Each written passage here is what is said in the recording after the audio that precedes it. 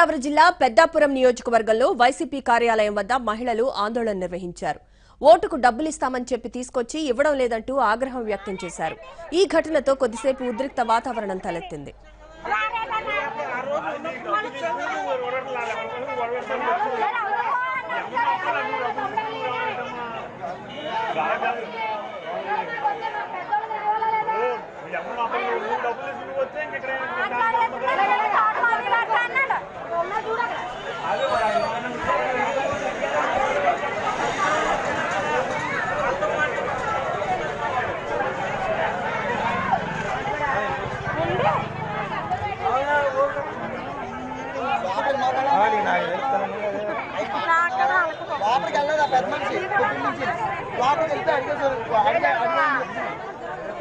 మాట అది సరిపోరా అప్పుడు